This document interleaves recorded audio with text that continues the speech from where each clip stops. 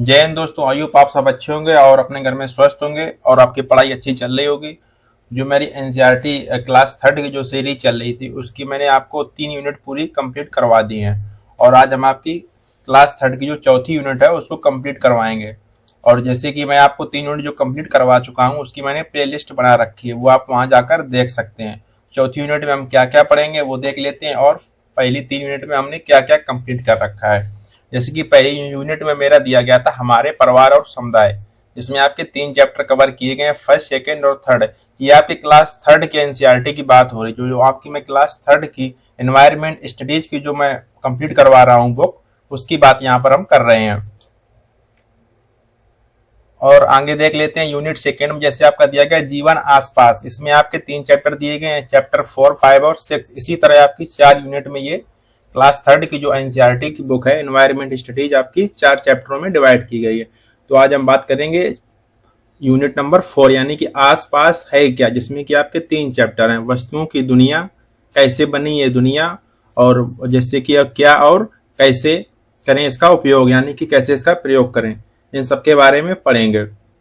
जैसे कि और आपको बता दें क्लास आपकी डेली 9 PM पर लाइव चलती है, तो आप कोशिश करिएगा कि आपको क्लास को लाइव जुड़ा करें, क्योंकि लाइव से क्या होगा कि आपकी क्लास स्किप नहीं होती है और आपका सिलेबस तैयार हो जाता है। अगर आपकी एक क्लास कहीं ना कहीं स्किप होती है तो आपकी डेली डेली आपके ऊपर बर्डन बढ़ता जाता है और आप फिर क्लास को कंप्लीट नहीं कर पाते हैं।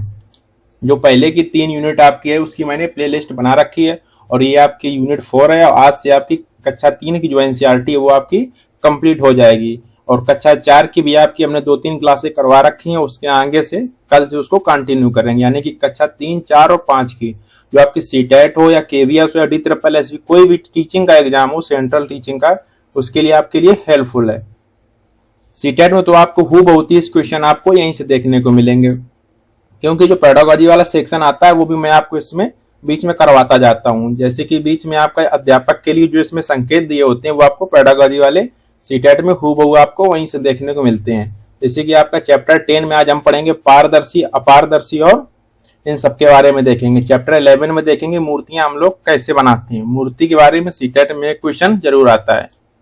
और चैप्टर जब 12 देखेंगे तो उसमें देखेंगे जो हमारा वेस्टेज कचरा होता है उसको हम कैसे, हमको उसको घर से बाहर किस किस डिब्बे में डालना चाहिए। क्योंकि 2 प्रकार के हमको जब आप सड़क पर चलते होंगे तो आपको देखने को मिलता होगा, एक ब्लू कलर का डिब्बा देखने को मिलता होगा और एक ग्रीन कलर का। तो ग्रीन कलर में कौन से कचरे को डाल देंगे और ब्लू कलर में कौन से कचरे को, इन सब के बारे में बात करेंगे। और जहां तक हो सकेगा तो आपको मैप के माध्यम से हम समझाने की कोशिश करेंगे। जैसे कि मान लीजिए किसी राज्य का जिक्र किया गया तो आप हम उसको मैप में दिखाकर उसको याद कराने की कोशिश करेंगे। चलिए तो फिर देर ना करते हुए अपनी क्लास को शुरू करते हैं चैप्टर 10 से। तो देख लेते हैं चैप्टर 10 में आपका क्या दिया गया है।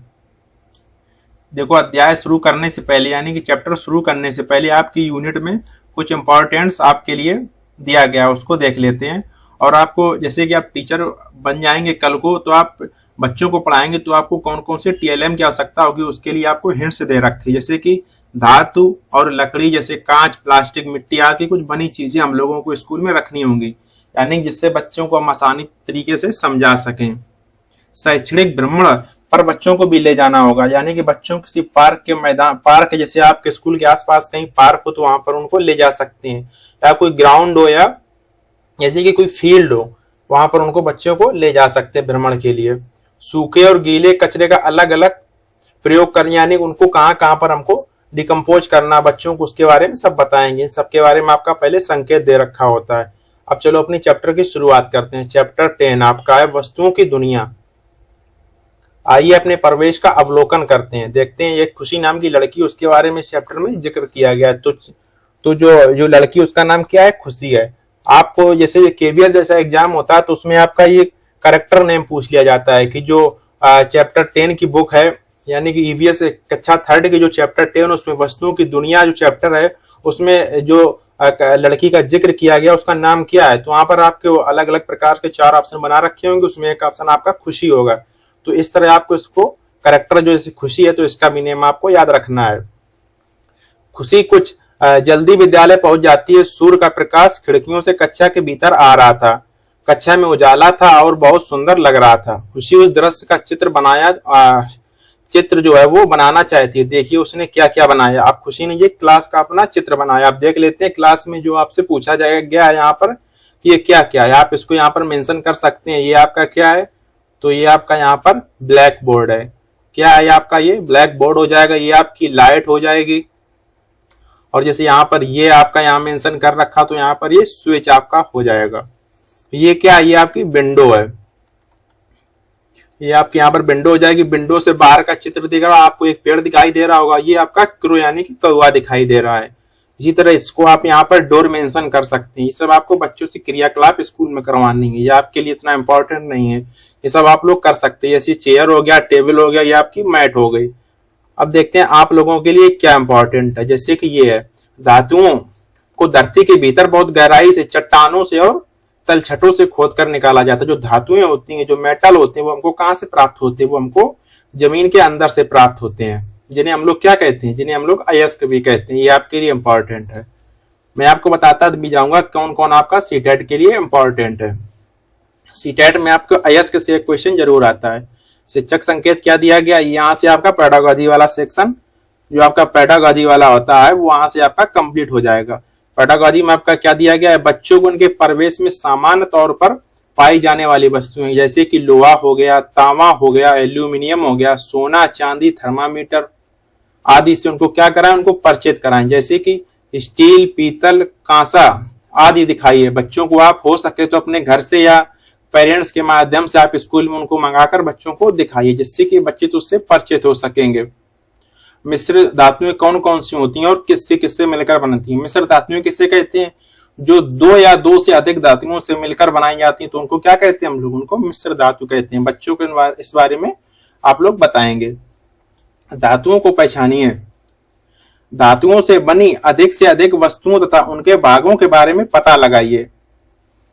आप अपने आसपास किन धातुओं को पहचान पाते हैं। यदि आप किसी धातु का नाम नहीं जानते हैं तो अपने मित्र या अपने बड़ों से पूछकर पता लगाइए और अपनी कॉपी में लिखिए। ये तो हो गया बच्चों के लिए। जैसे कि कक्षा में आप कौन कौन सी वस्तुएं, जैसे चटाई है, बिजली के बल्ब है और बिजली के स्विच है आदि, ये सब किससे बनी है। बच्चों से आप इनसे क्रिया करने के लिए, ग्रुप में बातें करने के लिए यानी ग्रुप में चर्चा करने के लिए कह सकते हैं। चटाई आपकी किससे बनी होती है, तो आपकी चटाई आपकी प्लास्टिक से बनी होती है। बिजली का बल्ब है, ये आपका जैसे कांच प्लस और धातु से मिलकर बिजली का बल्ब आपका बना होता है। जैसे बिजली का जो स्विच होता है, स्विच आपका किसका बना होता है, तो प्लास्टिक और ये भी आपका धातु से मिलकर बना होता है। आसपास देखने के पदार्थ। खुशी ने आसपास क्या देखा, जैसे विंडो है, विंडो से खुशी ने देखा कि एक शीशा है और शीशे से हम लोग बाहर देख सकते हैं। आपका ट्रांसपेरेंट शीशा है। अब बात करते हैं, आपका एक होता है ट्रांसपेरेंट यानी कि पारदर्शी, एक होता है आपका अपारदर्शी और एक होता है पारभासी। अब इसके बारे में जिक्र करते हैं। पारदर्शी क्या होता है, अपारदर्शी क्या होता है और पारभासी क्या होता है। पारदर्शी मीन जिससे हम आर पार देख सकते हैं। जैसे कि आपका कांच हो गया, कांच से आप, जैसे व्हाइट कांच होता है उससे आप आर पार देख सकते हैं, वो हो गया आपका पारदर्शी। अपारदर्शी क्या हो गया, जिससे कि हम आर पार बिल्कुल नहीं देख सकते हैं। जैसे कि आपका लकड़ी का टुकड़ा हो गया, जैसे मोटा रजिस्टर हो गया, रजिस्टर क्या पार पार बुक हो गई, इसके आप आर पार नहीं देख सकते हैं।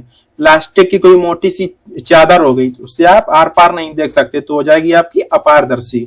पारभासी क्या होता है, जिससे आप हल्का हल्का पारदर्शी यानी हल्का हल्का आप दूसरी साइड का देख सकते हैं, आर पार देख सकते हैं, परंतु वो स्पष्ट दिखाई नहीं देगा। उसको क्या कहते हैं, आप पारभासी कहते हैं। पारभासी के एग्जाम्पल आपके क्या हो जाएंगे, बटर पेपर जैसे हो गया आपका, रंगीन कांच जिसमें कि जैसे आपकी जो मेडिसिन वगैरह मार्केट में उपलब्ध होती है, आप लोगों घर में भी बोतल होगी पारभासी, जैसे जिसमें कि आपके लिक्विड दवा रखी जाती है, तो वो क्या होती है, वो पारभासी बोतल होती है। चलिए अब इसके बारे में आगे सब दिया गया है। जैसे यहाँ पर गतिविधि 3 में दिया गया है, वस्तुओं के आर पार देखना। अपने आसपास के विभिन्न प्रकार के पदार्थों से बनी वस्तुएं जैसे कि बोतल हो गई, कागज, कपड़े और बर्तन आदि को एकत्र करें। अब इन्हें सामने रखकर किसी जलते हुए बल्ब या मोमबत्ती की लौ को देखिए। आप कुछ वस्तुएं आर पार पूरी तरह देख सकते हैं, कुछ वस्तुओं को आर पार आंशिक रूप से देख सकते हैं। जिनको आंशिक रूप से या धुंधला देख सकते हैं तो उसको क्या कहेंगे, पारभासी। जिसको पूर्ण तरीके से आर पार देख सकते हैं उसको क्या कहेंगे, पारदर्शी। बेसिकली आपका केवल यही आपकी इस बारे में चर्चा की गई है। जिन्हें आर पार दिखाई देता है उन्हें क्या कहते हैं, जिसे आप आर पार देख सकते हैं, जिन्हें आप धुंधला देखेंगे और जिन्हें बिल्कुल नहीं देख सकते हैं। कुछ ऊपर मेटल दिए गए हैं शायद, उनके बारे में आगे पूछा गया। इसी आधार पर इन वस्तुओं को नीचे दी गई तालिका में भरी है। अच्छा, इससे जैसे कि बोतल हो गया, कागज है, कपड़े और बर्तन है। जैसे बोतल है, बोतल से आप आर पार धुंधला देख सकते हैं, तो आप इसको बोतल को यहां रखेंगे, किसमें, पारभासी में, बोतल। जिन्हें आर पार कुछ भी नहीं देख सकती, ऊपर से देख पाएंगे, जैसे क्या हो गया, जैसे बर्तन है, बर्तन आपका इसमें रखेंगे, बिल्कुल नहीं आर पार देख सकते, तो इसमें आपका हो जाएगा बर्तन।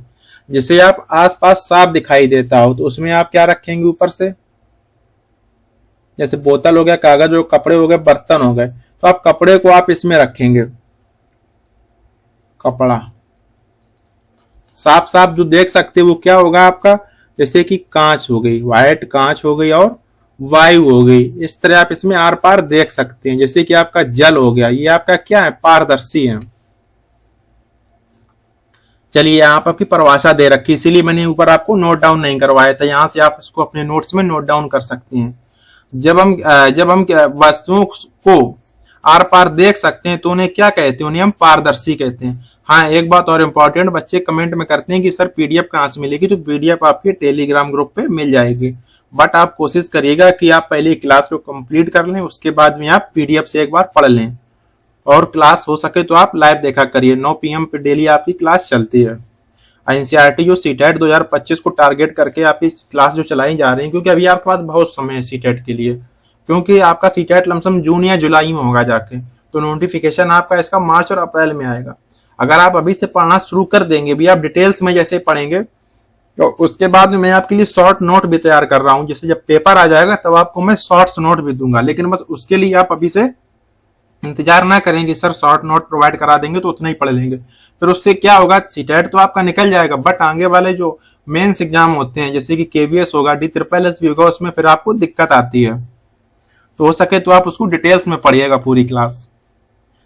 हम जिन वस्तुओं को आर पार देख सकते हैं तो उन्हें क्या कहते हैं, पारदर्शी कहते हैं। अधिकतर कांच पारदर्शी होती है। कांच क्या होती है आपकी, कांच पारदर्शी का एग्जाम्पल है। यहाँ पर आप देख सकते हैं कांच आपका किसका एग्जाम्पल है, तो आपका कांच पारदर्शी का एग्जाम्पल है। आगे देखते हैं, आगे आपका अपारदर्शी दिया गया है। आप कांच से आर पार देख सकते हैं तो आपका कांच क्या हो गया, कांच हो गया आपका पारदर्शी, परंतु लकड़ी से आर पार नहीं देख सकते हैं तो यह आपका लकड़ी क्या हो गया, अपारदर्शी। आप इनको एग्जाम्पल से याद रख सकते हैं, एग्जाम्पल से, तो यहां पर हो जाएगी आपकी लकड़ी। अब बात करते हैं पारभासी के बारे में। पारभासी से इसमें दिया गया, जैसे इनसे आप आर पार पूरी तरह साफ साफ दिखाई नहीं देता तो इन्हें क्या कहते हैं, इन्हें कहते हैं पारभासी। जैसे कि गिलास में जल, यानी प्लास्टिक का जल गिलास होता है, उसमें आपको आर पार दिखाई नहीं देगा, बट जब आप वाटर यानी कि नदी में देखेंगे तब आपको जल से साफ साफ दिखाई देगा। बट आप जैसे कि बटर पेपर हो गया, टिश्यू पेपर हो गया, उससे जब आप देखने की कोशिश करेंगे, जैसे कपड़ा हो गया, उससे देखने की कोशिश करेंगे तो आपको सही तरीके से यानी कुछ कुछ धुंधला दिखाई देगा कि कोई है। आर पार जैसे देखेंगे तो आपको लगेगा कि कोई खड़ा है, बट आप फेस नहीं पहचान पाएंगे, तो उसको कहते हैं पारभासी। अब ये गतिविधि के बारे में दिया गया, ये हमको नहीं पढ़ना है। जैसे कि दिया गया 2 या 3 पारदर्शी जैसे थैलियां, बोतल और विभिन्न भिन्न रंगों के पतले कपड़े लीजिए, इनके सामने एक सफेद सा कागज, ये सब आप बच्चों से करने के लिए कहा गया, ये आपके लिए इतना इंपॉर्टेंट नहीं है। चलिए खुशी की कक्षा में वापस चलते हैं। पारदर्शी, अपारदर्शी और पारभासी हमने पढ़ लिया। खुशी कक्षा में वापस करते हैं और खेल पर चर्चा करते हैं। जैसे कि यहाँ पर दिया गया खुशी की सूची है, खुशी ने कुछ सूची बना रखी है, जैसे मेज, कुर्सी और दरवाजा। पदार्थ का नाम यहाँ पर दे रखा है। अपनी कक्षा घर में उपलब्ध इन पदार्थ की अन्य वस्तुएं, जैसे कि मेज, कुर्सी और दरवाजा, ये पदार्थ का नाम। ये कांच से बनी होती है तो आपकी ये लकड़ी की बनी होती है। अपनी कक्षा घर में उपलब्ध इस पदार्थ की अन्य वस्तुएं, जैसे कि लकड़ी से और क्या बना सकते हैं हम लोग, लकड़ी से पेंसिल को बना सकते हैं।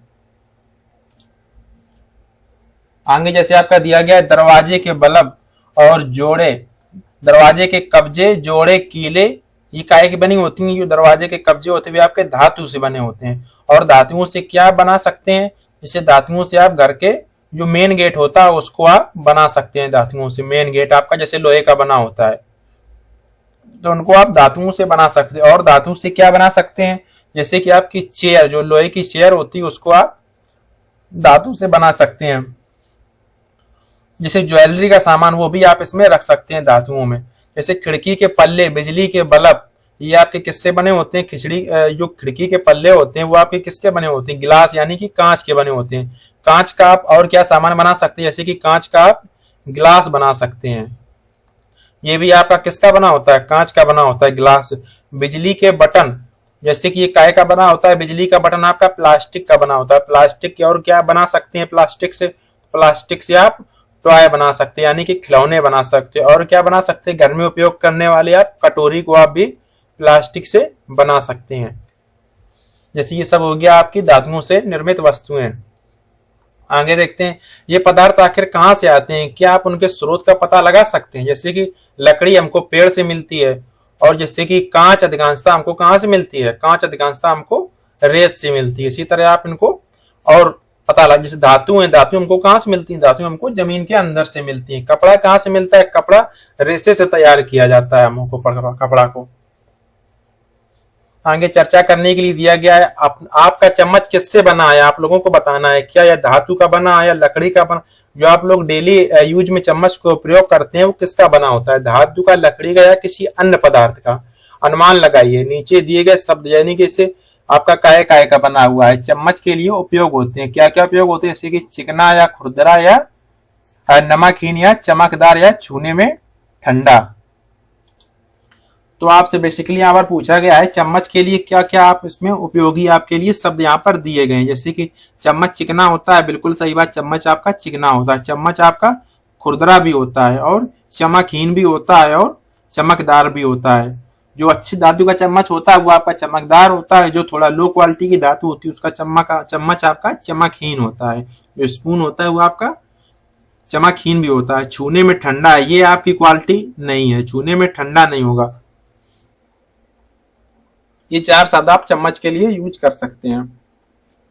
बाकी जो इम्पोर्टेंट है मैंने आपके लिए हाईलाइट कर रखी है, सिर्फ उतना ही आपको पढ़ाते हैं। बाकी जहां जहां हमको समझ में आता है कि आपके लिए पेपर के पॉइंट ऑफ व्यू से इम्पोर्टेंट है, वो मैं आपको पूरा कवर करवा रहा हूँ। धातु की एक चम्मच और तरह तरह के पदार्थ जैसे कि लकड़ी है, धातु है, प्लास्टिक है, कपड़े और कांच से बनी कोई 5 वस्तुएं लीजिए और प्रत्येक पर धीरे से चम्मच मारिए। उसमें क्या होता है, चम्मच मारने से कोई धातु की चीज होती है तो उसमें जब आप कोई चीज से हिट करते हैं तो उससे एक विशेष प्रकार की ध्वनि निकलती है। उसी के बारे में यहाँ पर जिक्र किया गया, जैसे टिंग टिंग धम धम डब डब।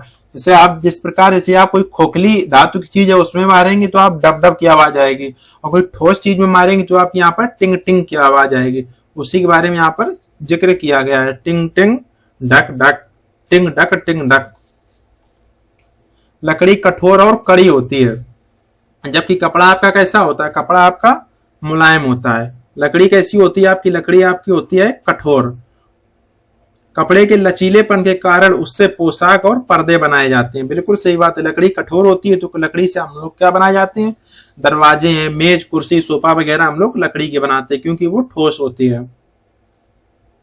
बेमेल शब्द यहाँ पर छाटने के लिए बोला गया है। 5 वस्तुओं के नाम लिखिए और उनकी ऐसे पदार्थ के साथ जोड़ी बनाइए जो उनके लिए उपयुक्त नहीं है। ये पदार्थ उन वस्तुओं के लिए उपयुक्त क्यों नहीं है, उनका कारण भी बताना है। एक उदाहरण दिया गया, जैसे कि आपको यहाँ पर दिया गया छाता जैसे आप अगर कागज से बना दिया जाएगा पदार्थ, यानी कि छाता कागज से बना देंगे तो हम मतलब यहाँ पर कहा गया छाता को अगर हम कागज से बना देंगे तो हमारे लिए उपयोगी क्यों नहीं है। जैसे छाता हमको कैसे बना होता है, छाता हमारा कपड़े का बना होता है और प्लास्टिक का बना होता है। अगर हम लोग उसे कागज से बनाएंगे तो क्या होगा, वो बारिश में कागज गीला होने पर फट जाएगा, इसलिए हम उसको कागज का प्रयोग नहीं कर सकते हैं छाता बनाने के लिए। और जैसे कि यहाँ पर हम सेकंड देख सकते हैं, बुक।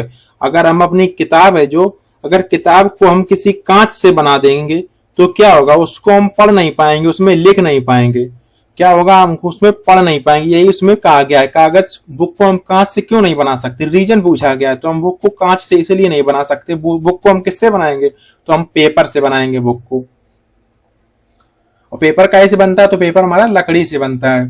जैसे आपको 6 और नीचे दिए गए, जैसे कुर्सी यहाँ पर ले सकते हैं आप। चेयर आपकी जैसे कागज से बना देंगे तो क्या होगा, वो भी गलकर नष्ट हो जाएगी, टूट जाएगी जल्दी से।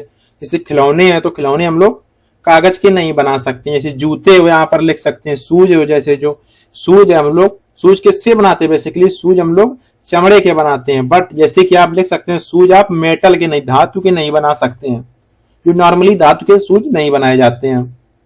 जैसे टॉय है, खिलौने, खिलौने आप चमड़े के नहीं बना सकते हैं, किसके, चमड़े के। टॉयज आपके काहे के बनाए जाते हैं, तो टॉयज आपके प्लास्टिक से बनाए जाते हैं।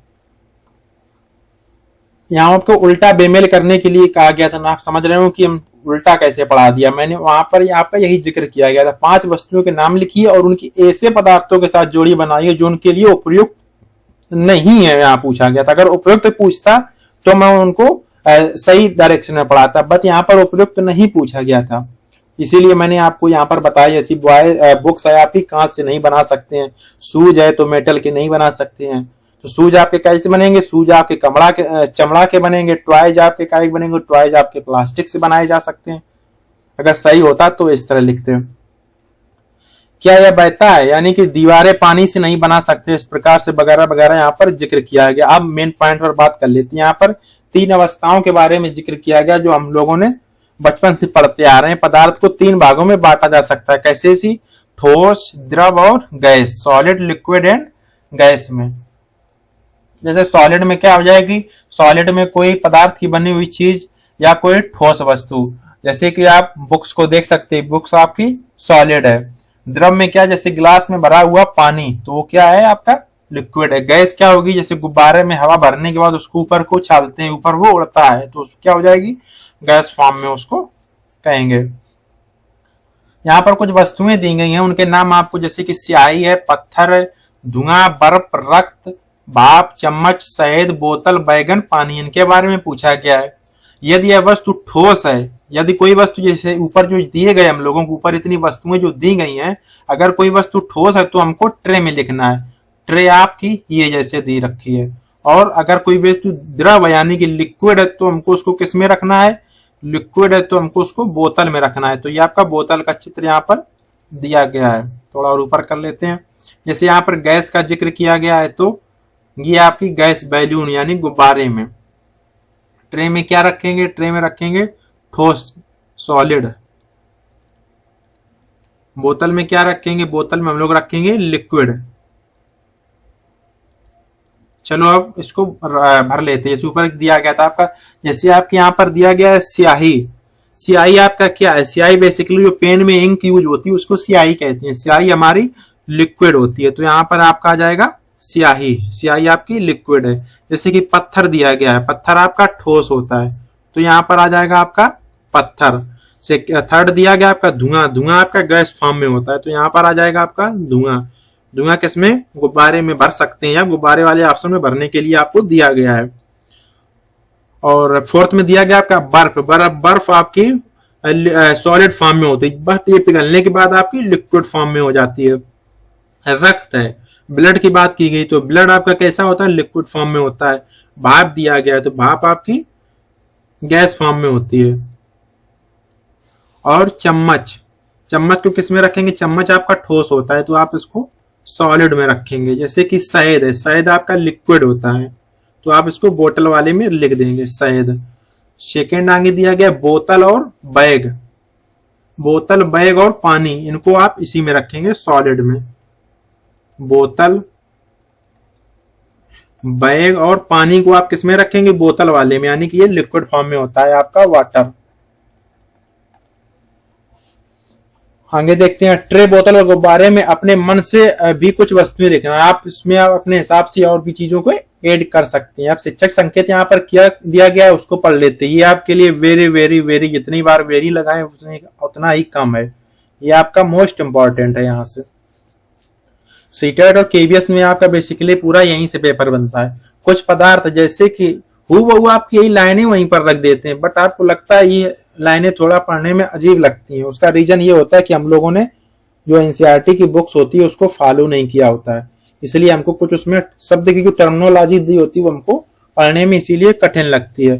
कुछ पदार्थ जैसे कि रबड़, रेसे और मोम पौधे तथा पशु पक्षियों द्वारा प्राकृतिक रूप से भी बनाए जाते हैं। जो होती है रबड़, रेसे और मोम, ये हमको कुछ रूप से प्राकृतिक रूप से भी प्राप्त होती है। प्राकृतिक रूप से कैसे, अब उनको देख लेते हैं हम लोग। जैसे मोम है आपकी, मोम आपकी जो मधुमक्खी का छत्ता होता है, इस तरह आपने गांव में देखा होगा या शहरों में जो जंगल में मधुमक्खी छत्ता रखती है, तो उसका जो ये पार्ट होता है उसको आप तेल में पका के आप उससे क्या बना सकते हैं, उससे आप मोम बना सकते हैं।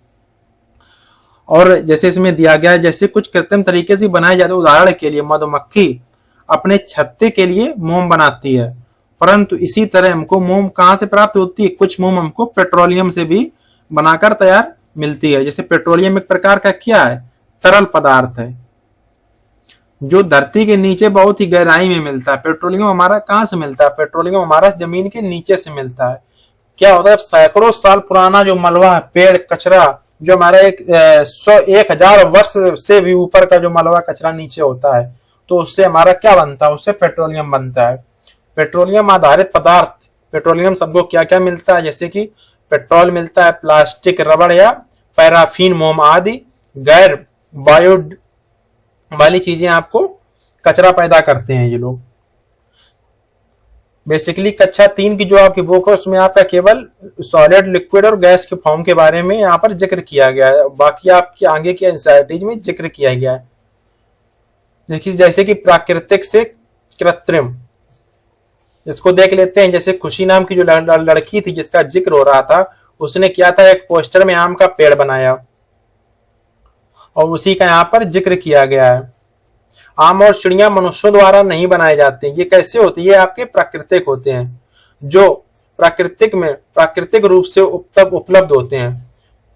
इन्हें प्राकृतिक वस्तुएं कहते हैं। कुछ प्राकृतिक वस्तुओं में जीवन होता है, जैसे कि पेड़ पौधे, पशु पक्षी, कुछ प्राकृतिक वस्तुओं में जीवन होता है बट कुछ में जीवन नहीं होता है। जैसे कि जिनमें जीवन नहीं होता है लेकिन बट वो होती प्राकृतिक है, वो वस्तुएं कौन कौन सी हैं, जैसे कि आपको पानी कहाँ से मिलता है, पानी हमको प्राकृतिक रूप से मिलता है बट उसमें आपका जीवन नहीं होता है। जैसे हवा है, हवा भी हमको प्राकृतिक रूप से मिलती है। चट्टाने हैं, पहाड़ है, ये भी हमको प्राकृतिक रूप से मिलते हैं बट उसमें जीवन नहीं होता है। मनुष्य द्वारा बनाई वस्तुओं को क्या कहते हैं हम लोग, नीचे भी दिया गया है। जैसे प्रत्येक समूह में 5 वस्तुओं की सूची बनाने के लिए कहा गया है, प्राकृतिक और कृत्रिम। प्राकृतिक से जैसे कि हम लोग क्या प्राकृतिक वस्तुएं, प्रत्येक समूह में 5 वस्तुओं की सूची बनाई। मनुष्यों द्वारा बनाई गई वस्तुओं को कृत्रिम वस्तुएं कहते हैं, जैसे कि कपड़े, जूते और मेज। प्रत्येक समूह में 5 वस्तुओं की सूची बनाई गई जो कि हमको प्राकृतिक रूप से मिलती हैं और कृत्रिम रूप से मिलती हैं। प्राकृतिक रूप से हमको क्या क्या मिलता है, जैसे कि सूरज है, सूरज हमारा क्या है, नेचुरल है, प्राकृतिक रूप से हमको सूर्य से रोशनी मिलती है। चांद हो गया, और पानी है, हवा है, इसमें आप लिख सकते हैं पानी, हवा है, समुद्र, झीलें हैं। बेसिकली आप जो हमको प्रकृति से मिलती है, नेचुरल रूप से मिलती है, वो हमारी हो गई प्राकृतिक। कृत्रिम क्या है, जो मानव निर्मित यानी कि मानव के द्वारा बनाई जाती है, जैसे कि कार हो गया, पुल है, घर है, ये सब हमारे क्या हो गए, कृत्रिम वस्तुएं हो। ये साइकिल है, फोन है, स्मार्टफोन जिसमें आप लोग वीडियो भी देख रहे हैं, ये सब क्या है, कृत्रिम है। क्या आपने अपने आसपास ऐसे पेड़ पौधे देखे हैं जिन पर वर्ष के किसी विशेष समय पर फूल और फल लगते हैं? यदि आपको कभी पका आम खाया हो तो पका आम, जिसे यहाँ पर चर्चा की गई, पका आम हमको किस महीने में खाने को मिलेगा, तो पका आम बेसिकली हमको जून के महीने में मिलेगा। कब, जून के महीने। बरसात आने के जो पहले का समय होता है तब हमारी आम की फसल का आने का समय होता है। तो अनुमान लगाइए खुशी ने किस वर्ष यानी कि वर्ष के किस माह में यह चित्र देखा होगा आम का? क्या जनवरी का महीना था या जून का? तो आपका राइट ऑप्शन हो जाएगा जून का महीना था। ऐसे आपके सीटेट में बहुत क्वेश्चन देखने को मिलते हैं। अब बात कर लेते हैं चैप्टर 11 के बारे में। चैप्टर 10 थोड़ा आपका लेंदी हो गया, नो डाउट, बट आपके लिए वो इम्पोर्टेंट भी था। अब देख लेते हैं चैप्टर 11 के बारे में, और पीडीएफ आपको टेलीग्राम में मिल जाएगी, वो तो मैंने आपको बता दिया है। बताना पड़ता नहीं तो बच्चे फिर बाद में कमेंट करते हैं, कहते सर पीडीएफ नहीं मिल रही है। बात करते हैं कैसे बनी ये वस्तुएं। आपने अपने घर में पानी भरकर रखे गुब्बारों में, जैसे कि गुल्ला के बर्थ टॉप का जिक्र आपका जो यूनिट 3 उसमें बहुत अच्छे तरीके से यहाँ पर जिक्र किया गया है बर्थ टॉप के बारे में, तो यहाँ पर उसको मैं स्किप कर देता हूँ। यूनिट 3 वाली क्लास है, उसमें आप उसको देख सकते हैं। बर्थ टॉप के बारे में वहां पर जिक्र अच्छी तरीके से मैंने किया। अगर यहाँ भी करेंगे तो क्लास हो जाएगी आपकी लंबी। कुमार के परिवार का जिक्र किया गया यहाँ पर। आगे बहुत बार जिक्र होगा आपका अपुपन। अपुपन यहाँ पर किसको कहते हैं? दादाजी। याद रखना, नहीं आगे आप लोग कहेंगे अपुपन नाम का जिक्र हो रहा तो वहां मैं आपको दादाजी शब्द का से डिनोट कर दूंगा। कुमार का एक परिवार है जिसमें कौन है? अपुपन यानी कि दादाजी है। जो क्या होता है बेसिकली कुमार परिवार के घर का जिक्र किया गया है, यानी कि मिट्टी से बर्तन कैसे बनाए जाते हैं। तो सबसे पहले आपको क्या करना होता है, मैं आपको थोड़ी सी ब्रीफ हिस्ट्री बता देता हूँ कि जो पहले मिट्टी इकट्ठा कलेक्ट करना होता है हम लोगों से, हम लोगों को क्या होता है, जो कुमार परिवार के लोग होते हैं मिट्टी पहले इकट्ठा करते हैं। यानी कि मिट्टी कहाँ से लाते हैं? तो जो तालाब वगैरह होते हैं वहां से मिट्टी को इकट्ठा करते हैं, फिर इसको कूटते हैं, यानी कि इसको कूट कूट के बारीक करते हैं मिट्टी को, फिर उसको चलने के द्वारा छानते हैं। उससे क्या होता है, जो उसके कण होते हैं, जो जिसमें कि आपके जो मोटे मोटे कण होते हैं, गिट्टी वगैरह होती है, उसको अलग करते हैं। फिर उसको क्या करते हैं, पानी डाल के गूंथते हैं। उसके आगे की प्रक्रिया में क्या होता है, फिर उसको गूंथने के बाद में चाक में इस तरह से उसको जो भी बर्तन बनाना होता है उसके अनुसार उसको डिजाइन में डालते हैं। उसके बाद में उसको सूखने के लिए रख देते हैं। फिर उसमें जिस प्रकार की डिजाइन बनानी होती है तो उसमें डिजाइन बनाते हैं, और लास्ट स्टेप होता है उसको फिर आग में पकाते हैं, जैसे यहाँ पर आप देख सकते हैं। चलिए तो यहाँ पर फिर देख लेते हैं। जब बर्तन सूख जाते हैं तब अम्मू यहाँ पर जिक्र किसके लिए किया गया? अम्मू यहाँ पर जिक्र माँ के लिए किया गया। उन बर्तनों को क्या करती है, उसको आग में रख देती है। बाकी डिटेल में पढ़ना हो तो आप इसको पीडीएफ दे देंगे, वहां से पढ़ सकते हैं। मिनी अभी बहुत छोटी है, उसने क्या किया, उसने भी कुछ ऐसे बर्तन बनाने की कोशिश की। जैसे कि उसने क्या बनाया, अपने हाथों से गुल्लक बनाई। गुल्लक का प्रयोग हम लोग किस लिए करते हैं? हम लोगों ने सबने छोटे में क्या किया था, एक कुमार के यहाँ से हम लोग गुल्लक लाए थे, जिसमें हम लोग क्या करते थे, दादा दादी या नाना नानी हम लोग जो पैसे देते थे उनको मैं इसी गुल्लक में रखता था। आप लोग भी ऐसा ही करते होंगे। कमेंट करके बताइएगा किसके किसके दादा दादी ने रुपए दिए और उसने उसको बाद में गुल्लक में कलेक्ट करके रखे थे। कौन कौन उस समय पे गुल्लक का यूज करता था। आप उस मिट्टी से विभिन्न प्रकार की आकृतियां बना सकते हैं, जैसे कि यहाँ पर जिक्र किया गया था करेक्टर का, यानी कि जो मिनी है, मिनी ने यहाँ पर क्या किया है, मिनी ने यहाँ पर हाथी यहाँ पे उसी से मिट्टी से बनाया है। जैसे यहाँ पर दिया गया है कि मिट्टी के बर्तन बनाने का सही क्रम व्यवस्थित करना। जैसे कि मैंने आपको भी स्टोरी में बताया था कुछ पहले, सबसे पहले क्या करेंगे, मिट्टी को इकट्ठा करेंगे, तालाब से मिट्टी लेके आएंगे। कहाँ से लाएंगे मिट्टी? मिट्टी लाएंगे आप तालाब से। तालाब से मिट्टी लाकर उसको छानेंगे, यानी कि इसको एक नंबर पर रखेंगे। छानने के बाद फिर उसको क्या करेंगे, मिट्टी को छानने के बाद उसमें डालेंगे पानी 2 नंबर, यानी कि उसको पानी में आपको मिट्टी को डाल दिया। उसके बाद उसको गूंथेंगे, गूंथ के मिट्टी को तैयार करेंगे। आपका 3 नंबर हो गया। 4 नंबर में उसमें चाक पर, यानी जो कुमार का चाक होता है लकड़ी का होता है बेसिकली। यहाँ पर ये भी पॉइंट सीटेट के लिए इंपॉर्टेंट है। एक बार सीटेट ने पूछा है जो कुमार का चाक होता है वो चाक किस चीज का बनाया जाता है? चाक आपका लकड़ी का बना हुआ होता है। तो चाक पर जिस बर्तन को हमको बनाना होता है उसी बर्तन के आकार में उस मिट्टी को डाल देते हैं। उसके बाद उसको क्या करते हैं, सुखा लेते हैं। सुखाने के बाद में जो भी उसमें हमको चित्र या किसी कलाकारी उसमें छाप बैठानी होती है, उसको छाप उसी के माध्यम से उसमें हम लोग डिजाइन बना देते हैं। उसके बाद में उसको इस भट्टी में उसको हम लोग पका लेते हैं। विशेष प्रकार की चित्रकारी करते हैं, जैसे कि आप उस पे ये चीते का चित्र, गिलहरी का चित्र वगैरह वगैरह सभी प्रकार की चित्र आप उस पे बना सकते हैं नमूने के रूप में। और देखते हैं मिट्टी के बर्तनों पर नमूने, यानी कि मिट्टी के इस प्रकार के बर्तन के नमूने होते हैं जो काफी कुम्हारों के द्वारा आपके बनाए जाते हैं। और मिट्टी से हम लोग ईंट का भी निर्माण कर सकते हैं। यहाँ पर दिया गया ईंटें किस प्रकार से, यहाँ पर अप्पम है जो ईंटें बना रहे हैं मिट्टी से। क्योंकि क्या होता है, मिट्टी का ईंटें बनाने के लिए एक सांचा तैयार किया जाता है। जैसे कि हमको इडली बनाने के लिए जो सांचा होता है ना, जिसमें हम लोग इडली बनाते हैं, यानी कि जैसे कि आइसक्रीम के लिए वो सांचा होता है, ये आपका केक का सांचा हो गया।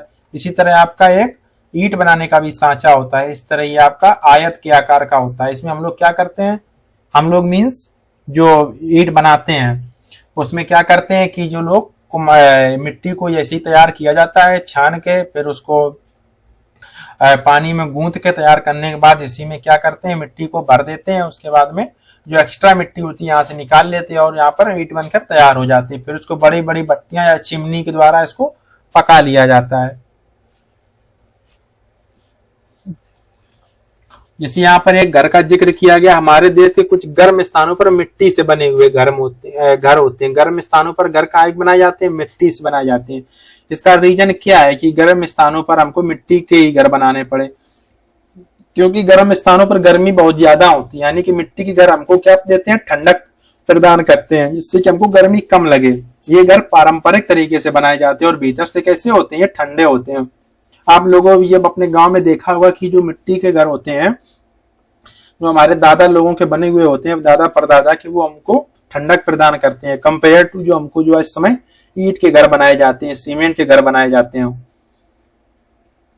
इन्हें बनाने में मिट्टी और अतिरिक्त घास और लकड़ी जैसी प्राकृतिक चीजों की आवश्यकता पड़ती है। इसमें क्या होता है? इसमें गोबर से लिपाई की जाती है। सीटेट के लिए मोस्ट इंपॉर्टेंट, सीटेट के लिए यहाँ से मोस्ट इंपॉर्टेंट क्या? सीटेट के लिए इंपॉर्टेंट, सीटेट यहाँ से पूछता है कि किस चीज से हमको घर में पुताई करने से घर की दीवारों पर कीड़े नहीं लगते हैं? तो आपके गोबर की पुताई करने से घर की दीवारों पर कीड़े नहीं लगते हैं। इससे घर में ठंडक रहती है और इससे कीट आदि भी नहीं पनपते हैं। यानी कि जो गोबर से, जो गोबर का लेप होता है, गोबर की लेप से क्या होता है कि कीड़े नहीं लगते हैं दीवार पर। जैसे सीमेंट का जो लेप से, आप सीमेंट से जो पुताई होती है, सीमेंट के बाद में उसमें आपने देखा नोना टाइप का हल्के हल्के बैक्टीरिया वगैरह हो जाते हैं, बट ऐसा जो गोबर से लिपाई होती है उसमें ऐसा देखने को नहीं मिलता है। यहाँ पर विभिन्न प्रकार के घर का जिक्र किया गया है, उसको देख लेते हैं एक बार। जैसे कि यहाँ पर ये पहला आपका टेंट का जिक्र किया गया है। किसका? तो आपका यहाँ पर टेंट, यानी कि इसको क्या कहते हैं? टेंट, इसी को क्या कहते हैं हम लोग? तंबू भी कहते हैं। टेंट यानी कि तंबू। ये आपका काहे का बना होता है? ये आप यहाँ पर देख सकते हैं 4 कीलों प्रयोग की गई। यहाँ पर क्या की गई है? 4 कीलें प्रयोग की गई, यानी कि यहाँ पर कुछ कील यानी कि लोहे के पदार्थ की जो कीलें होती हैं उनकी आवश्यकता पड़ती है और डोरी की आवश्यकता पड़ती है। आप यहाँ पर देख सकते हैं डोरी से बांधा गया है। इस तरह ये लकड़ी का एक डंडी की आवश्यकता पड़ती है और ये त्रिपाल यानी कि जो आपका प्लास्टिक का बना होता है उसकी भी हमको आवश्यकता यहाँ पर पड़ती है। किसकी किसकी पड़ती है? तो हमको लकड़ी की, कपड़ा, खम्मा और डोरी की यहाँ पर। और यहाँ पर क्या दिया गया था? यह घर किन वस्तुओं से बना होता है? तो आप ये देख सकते हैं ये घर इन वस्तुओं से बना होता है जो मैंने अभी आपको बताया, लकड़ी, कील, डंडा और प्लास्टिक। और ये हमेशा बेसिकली घर ये कहाँ पर बनाए जाते हैं? ये हमेशा मेला क्षेत्र में। जैसे इस समय कुंभ का महाकुंभ चल रहा है, महाकुंभ आपका कहाँ पर है? तो आपका प्रयागराज में, प्रयागराज में। तो वहां पर जो अस्थायी घरों का निर्माण किया गया, जो 40-50 दिन का भी कुंभ मेला चल रहा है, तो वहां पर अस्थायी घर जो बनाए जाते हैं, अस्थायी जो कुटियां बनाई जाती हैं, तो कुटियों के रूप में इसका प्रयोग किया जाता है। जैसे कि पुलिस या सेना के द्वारा इस घर का प्रयोग किया जाता है, क्योंकि पुलिस और सेना का कोई स्थायी घर नहीं होता, क्योंकि कभी इनको मेला क्षेत्र में ड्यूटी करनी होती है, तो कभी कुछ महाविद्यालय या स्कूल क्षेत्र में ड्यूटी करनी होती है। तो इस प्रकार ये लोग पुलिस के द्वारा ऐसे घरों का इस्तेमाल किया जाता है मेला क्षेत्र में। कहां पर? तो मेला क्षेत्र में प्रयोग किया जाता है। नेक्स्ट आपका दिया गया है ये लार्ज, जो बड़ी सी बिल्डिंग आपकी इमारत दी गई है, बड़ी सी इमारत, ये किसकी बनी होती है? इसको क्या कहते हैं? बड़ी इमारत कहेंगे, इमारत।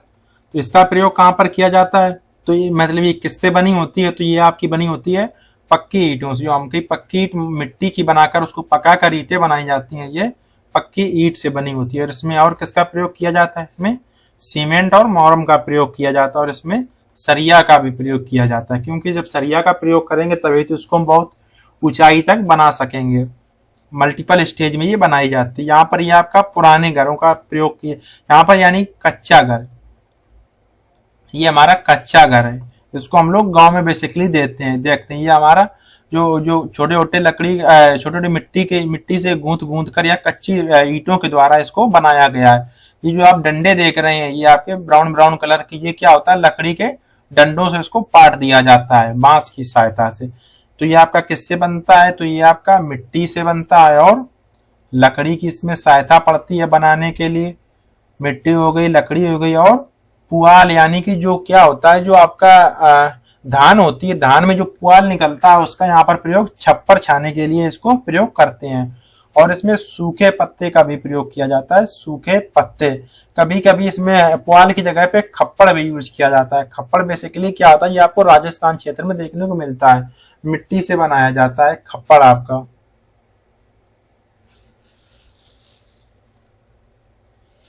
इसके बाद हम देखते हैं जैसे कि यहाँ पर हाउस बोट, यानी कि हाउस बोट की बात की गई है।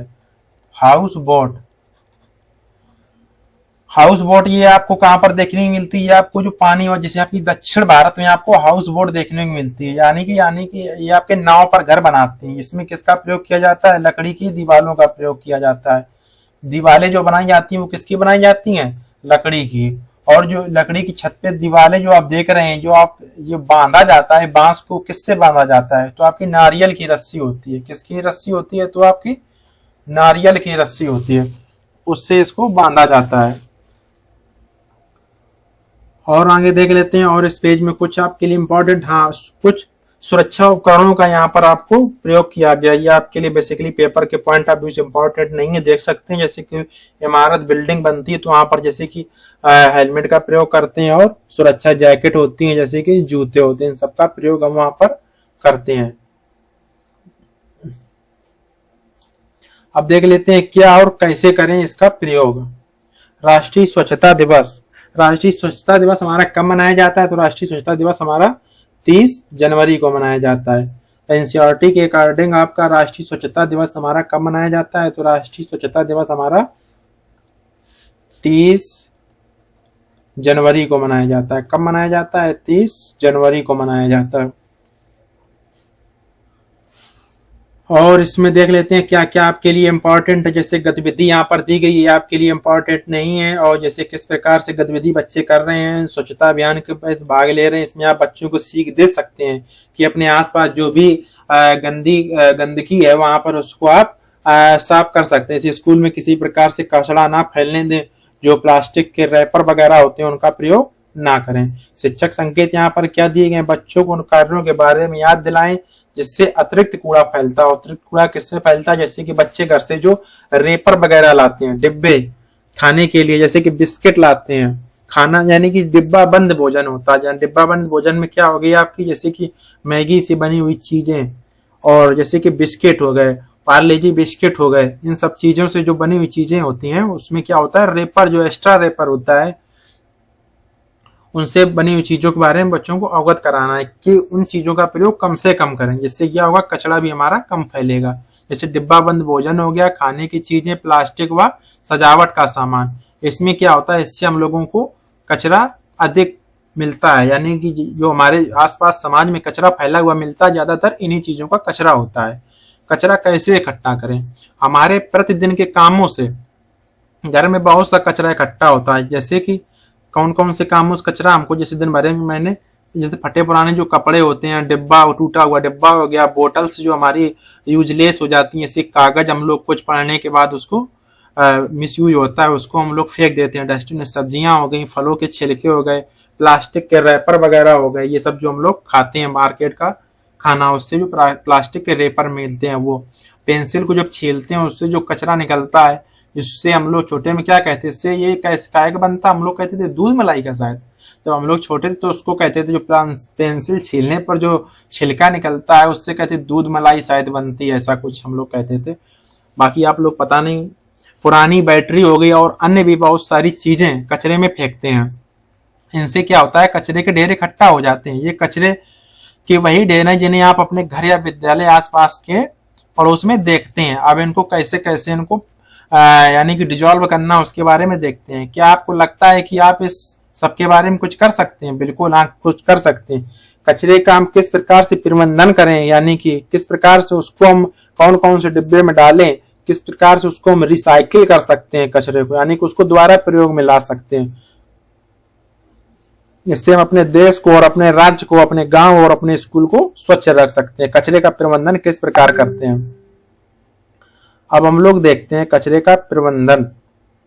डायरेक्ट आते हैं काम की बात पर।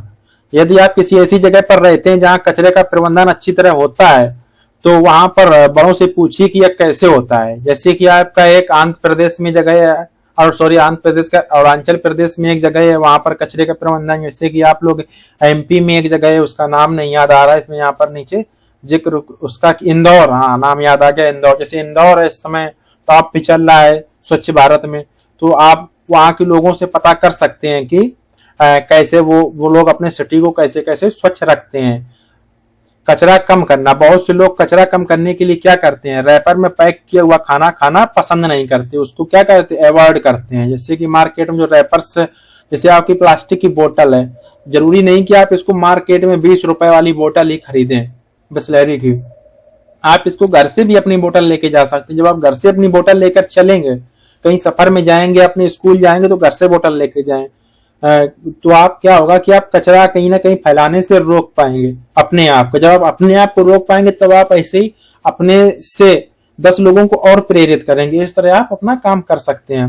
वे प्लास्टिक की थैलियों को की जगह कपड़ों का प्रयोग करते हैं। बिल्कुल, जैसे कि आप मार्केट में सब्जी लेने जाते हैं शाम को अपने पेरेंट्स के साथ में, तो या आप खुद ही जाते हैं बच्चे लोग, तो क्या करेंगे आप लोग कि आप लोग क्या करते हैं कि जो आप घर से थैला लेके यानी कि बैग लेकर नहीं जाते हैं, वहां पर प्लास्टिक की पन्नियों में हम लोग क्या करते हैं सब्जी लेकर आते हैं। तो वहां पर हमको क्या करना है कि प्लास्टिक की पन्नी को अवॉइड करना होगा और घर से कपड़े का बना हुआ थैला लेकर मार्केट में सब्जी लेने के लिए जाना होगा। कम कचरा उत्पन्न करना इसका पहला नियम है। अगर आपको कचरे का प्रबंधन करना है, यानी आपको स्वच्छ भारत मिशन की तरफ आगे बढ़ना है, तो आपको सबसे पहले क्या करना होगा, खुद से जो कचरा हम लोग उत्पन्न कर रहे हैं, उत्पन्न कहाँ से कर रहे हैं, यानी कि सबसे बड़ा उत्पन्न करने का रीजन क्या है, जो पैकेट बंद भोजन हम लोग बाहर से लेते हैं, यानी प्लास्टिक की बोतल हो गई, या जो बिस्किट है, नमकीन है, चिप्स वगैरह, या जो पैकेट बंद भोजन हम लोग लेते हैं, सबसे पहले इसको अवॉइड करना होगा। गतिविधि 3 में आपका दिया गया, आप कचरा कम करने में कैसे सहायता कर सकते हैं। इन सब के बारे में, पुनः प्रयोग के बारे में आप देख लेते हैं। पुनः प्रयोग, कचरे का पुनः प्रयोग कैसे कर सकते हैं। कचरा कम करने के लिए एक और महत्वपूर्ण काम जो बहुत से लोग करते हैं, वस्तुओं का पुनः उपयोग करना। हमारे दादा दादी, नाना नानी कभी भी पुराने कपड़े वो फेंकते नहीं, उनका क्या करते हैं, वे देखते हैं, वे पुरानी साड़ी से रजाइयां और पुराने कपड़ों से थैले बना लेते हैं। आप लोगों ने देखा होगा गांव में जो दादा दादी हमारे हुआ करते थे, वो क्या करते थे, पुराने जो कपड़े हुआ करते थे उसको फाड़ फाड़ कर दरी के रूप में इस तरह बना लेते, या तो बैठने के लिए उसको इस तरह छोटा सा एक बना लेते थे। कभी कभी पुराने कपड़े ऐसे लोगों को दे देते जिन्हें उनकी जरूरत होती है, यानी जैसे कि गरीब लोगों को। सड़क के पास आप जाएंगे, आप घर से बाहर देखेंगे, रोड चौराहे पर आप देखेंगे गरीब बच्चे बैठे हुए होते हैं, आप उनको वो कपड़े दे दीजिए। यानी कि आप उस कपड़े को अगर डस्टबिन में डालने जा रहे हैं तो उससे बेटर होगा कि आप किसी गरीब की मदद कर सकते हैं। इससे क्या होगा, आप तो कचरा भी नहीं फैलेगा और क्या होगी, गरीब की सहायता भी हो जाएगी, हेल्प भी हो जाएगी। पुराने अखबार तथा पुराने कपड़े का प्रयोग उपहार लपेटने में किया जाता था। पहले के समय में क्या होता था कि पुराने अखबार जो हुआ करते थे या पुराने कपड़ों का प्रयोग हम लोग उपहार लपेटने में, यानी किसी को जब गिफ्ट देते थे तो उसमें उसका प्रयोग कर लेते थे। आज के समय में क्या हुआ, गिफ्ट पैक करने के लिए आपकी कलर्ड पन्नी वगैरह आ गई, उसमें हम लोग गिफ्ट को पैक करके देते हैं। इन सबसे क्या होता है, कहीं ना कहीं आपने किसी को गिफ्ट पैक करके दिया, उसने 1 मिनट के लिए भी नहीं सोचा, 1 सेकंड के लिए भी नहीं सोचा कि आपने कितनी मेहनत से गिफ्ट को पैक किया होगा, उसने उस रेपर को फाड़ दिया। यानी कि अब वो कचरा कहाँ जाएगा, डस्टबिन में जाएगा। ये सब क्या है, कचरा कहीं ना कहीं हम लोग ही उत्पन्न कर रहे हैं डे बाय डे, इसको कम करना होगा हमको।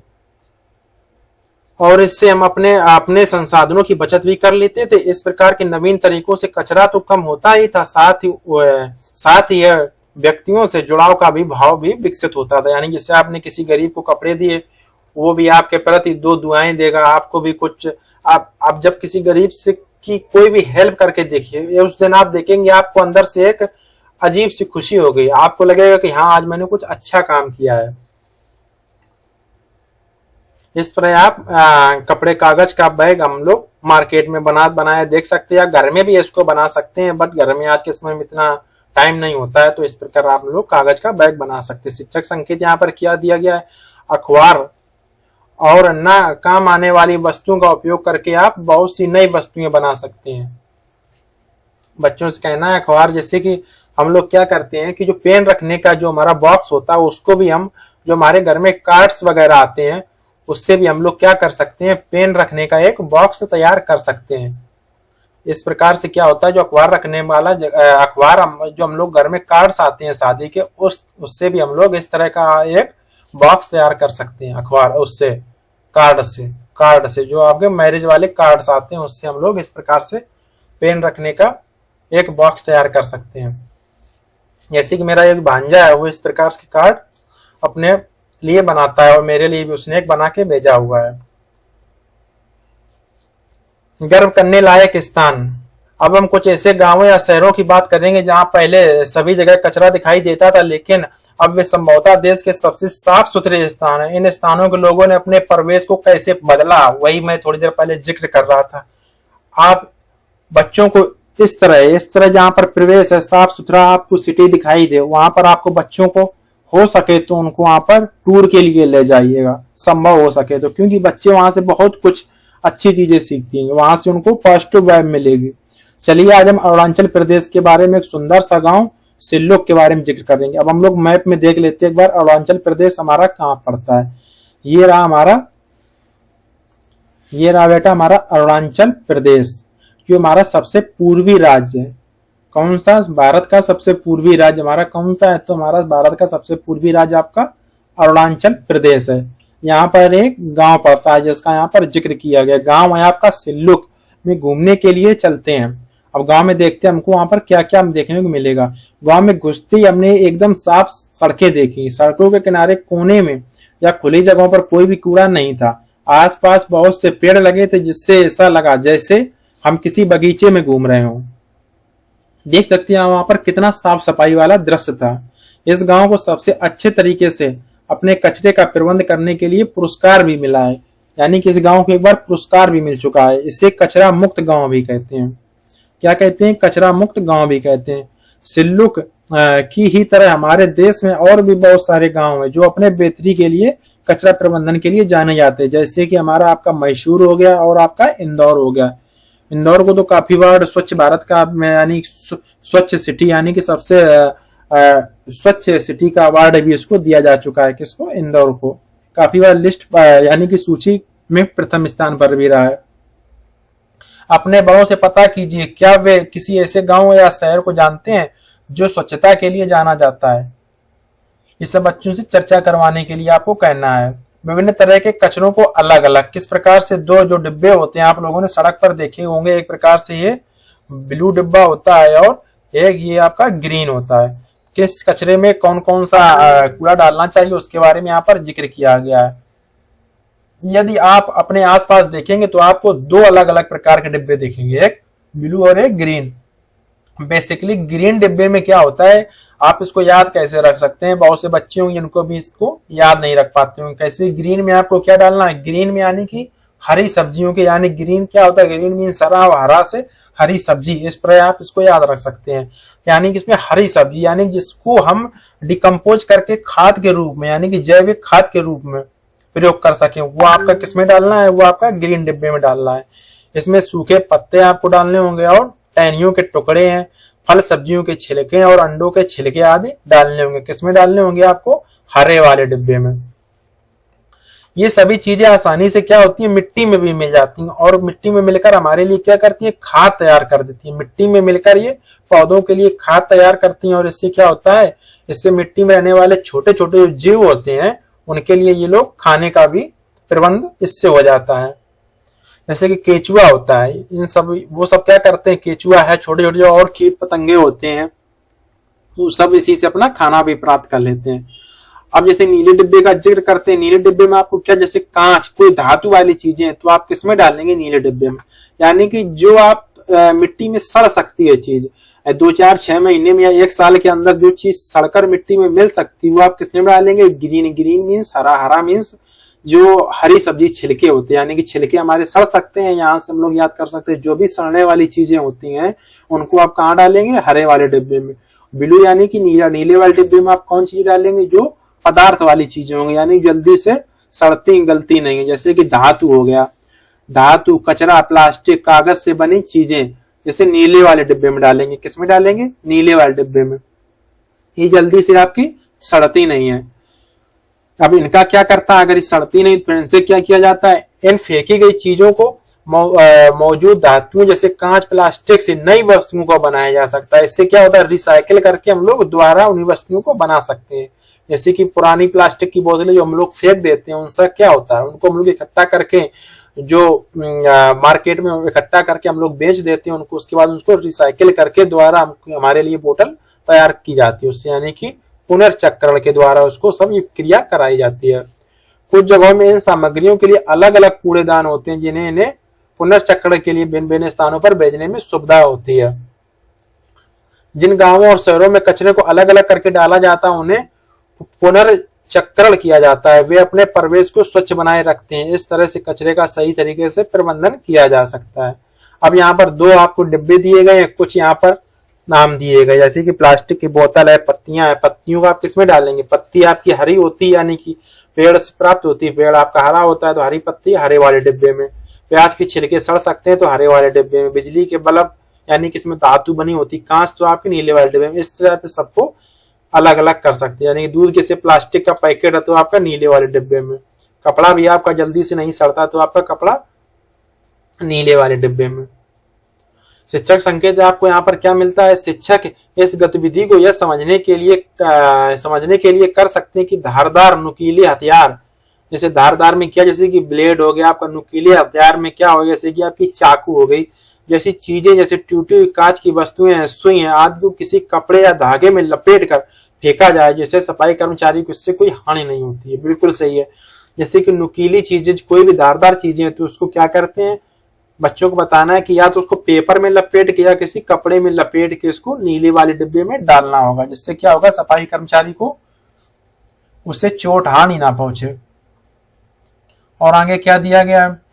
जब आप राष्ट्रीय स्वच्छता दिवस हमारा कब मनाया जाता है? तो हमारा 30 जनवरी को मनाया जाता है। राष्ट्रीय स्वच्छता दिवस कब मनाते हैं? तो हम लोग मनाते हैं इसको 30 जनवरी को। आगे देख लेते हैं, आगे क्या जिक्र किया गया है आपका। 30 जनवरी हो गया। और तो अपने आप को तथा आसपास के वातावरण को हमेशा स्वच्छ रखने की प्रतिज्ञा लें। यानी कि हर साल हमको बच्चों को 30 जनवरी को, यानी कि अपने भारत देश को कैसे स्वच्छ रखना, उसके लिए हम लोग प्रतिज्ञा यानी कि शपथ दिला सकते हैं। याद रखिए कि आपको कचरा नहीं फैलाना है, बल्कि इसका उचित तरीके से प्रबंधन तथा निस्तारण करना है। प्रबंधन कैसे करेंगे आपको बता दिया कि कोई भी कूड़ा होगा तो उसको क्या करेंगे, कूड़ेदान में डाल देंगे। और जहां तक संभव हो सकेगा मार्केट से जो बंद पैकेट भोजन आता है या बंद पैकेट कोई चिप्स वगैरह आते हैं उसका हम कम से कम प्रयोग करेंगे, जिससे यह संसार स्वच्छ और हरित बन सके। हमारा उद्देश्य क्या है? अधिक से बचें और बर्बाद ना करें। यानी कि अधिक से बचें, यानी कोई भी चीज है तो उसको इतना ही लें जितना कि हम लोग यूज कर सकें। यानी कि ज्यादा जैसे खाना ले लेंगे तो फिर उसको डस्टबिन में डालेंगे, हम लोगों को काम नहीं करना है। बाकी ये भी चैप्टर आपका कंप्लीट होता हुआ और बाकी पीडीएफ वगैरह आपको मिल ही जाएगी, बता दिया है कहाँ मिलेगी। और बाकी आप लोग देख सकते हैं, आज से आपकी क्लास 3 की एनसीईआरटी है वो खत्म हो गई और यहाँ से आपका कोई भी क्वेश्चन बाहर जाने वाला नहीं है। आई होप आपको ये सब चीजें समझ में आई होंगी। और उसके बाद में क्या है, आपकी कल से क्लास 4 यानी कि क्लास 4 जो कक्षा 4 की एनसीईआरटी उसकी 2-3 क्लासेस शायद हो चुकी हैं, उसकी आगे से कल से कंटिन्यू करेंगे। चलिए आज के लिए इतना ही। थैंक यू, धन्यवाद। और लास्ट तक अगर आपने वीडियो को देखा है तो वीडियो को लाइक भी कर दीजिए और चैनल को सब्सक्राइब भी कर दीजिएगा।